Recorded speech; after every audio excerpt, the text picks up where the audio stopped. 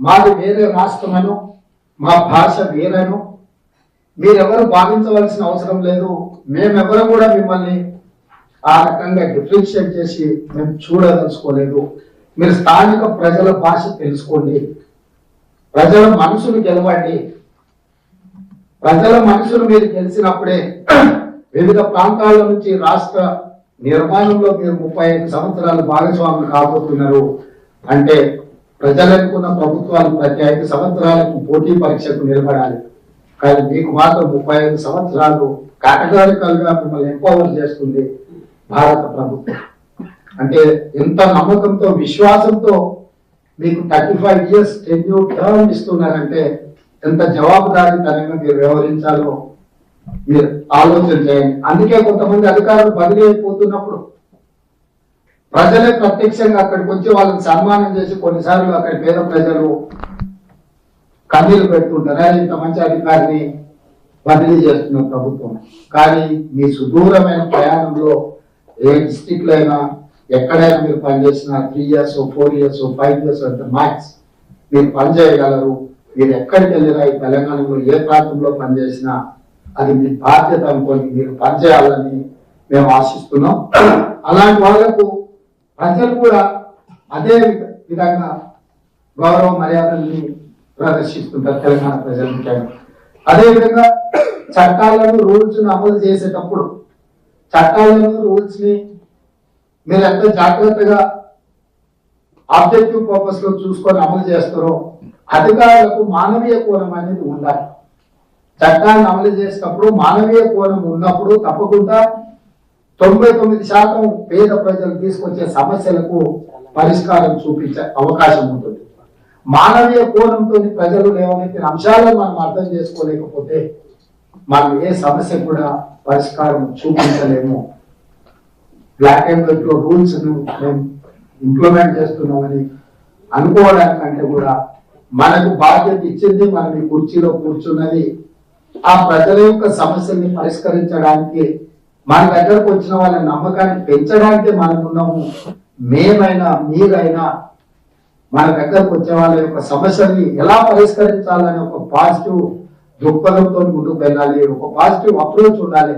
Negative approach ఉండి మన దగ్గరికి ఏ కాగితం వచ్చినా దీన్ని ఎట్లా తిరస్కరిద్దామనే ఆలోచనతో మనం ముందుకు వెళ్తే ఈ ప్రభుత్వం అనుకుంటున్న సంక్షేమం కానీ అభివృద్ధి కానీ సరైన దిశగా ప్రయాణం చేయాలి.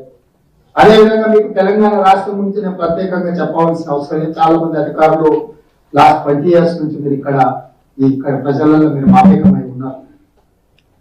దేశంలో ఉండే మిగతా రాష్ట్రాలు ఫస్ట్ ఎస్ఆర్సి ద్వారానో లేకపోతే రాజకీయపరమైన నిర్ణయాలతోనూ ప్రత్యేక రాష్ట్రాలు ఏర్పడ్డాయి. కానీ తెలంగాణ రాష్ట్రం అంత ఆశామాషిగా ప్రత్యేక రాష్ట్రంగా అవతరణ జరగలేదు. కోట్లాది మంది ప్రజలు కోరుకున్నారు, లక్షలాది మంది విద్యార్థులు, నిరుద్యోగ యువకులు ఉద్యమ పార్టీ పట్టిండ్రు, వందలాది మంది అమరులై నేల కొడుకుతే ఈ రాష్ట్రం ఏర్పడింది. ఎంతో బలమైన ఆకాంక్ష ఉంటే తప్ప ఎవరు తమ ప్రాణాలను ఫలంగా పెట్టి రాష్ట్రాన్ని సాధించుకోరు. ఈ దేశంలో ఉండే మిగతా రాష్ట్రాల కంటే తెలంగాణ రాష్ట్రానికి, తెలంగాణ ప్రజలకు ఒక ప్రత్యేకత ఉన్నది. ఇక్కడ DNA దేన్నైనా సహిస్తుంది, కానీ స్వేచ్ఛను హరించాలన్న ఆలోచనతోటి, సామాజిక న్యాయాన్ని దెబ్బతీయాలన్న విధానంతో, సమానమైన అభివృద్ధిని మనం దృష్టిలో పెట్టుకోకపోతే ఇక్కడ ప్రజల యొక్క రియాక్షన్ చాలా వైడ్గా ఉంటుంది.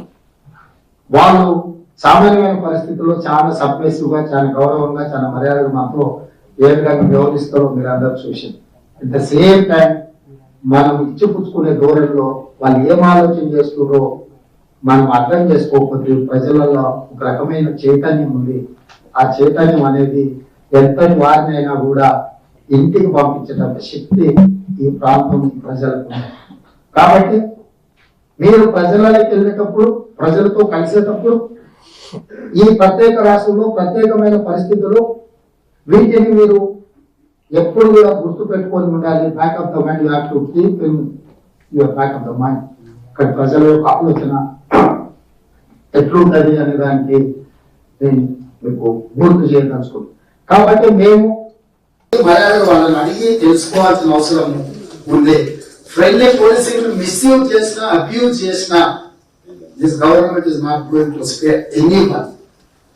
It is clear, it is love. మీరందరూ పోలీస్ అధికారులు స్పష్టంగా అర్థం చేసుకోండి.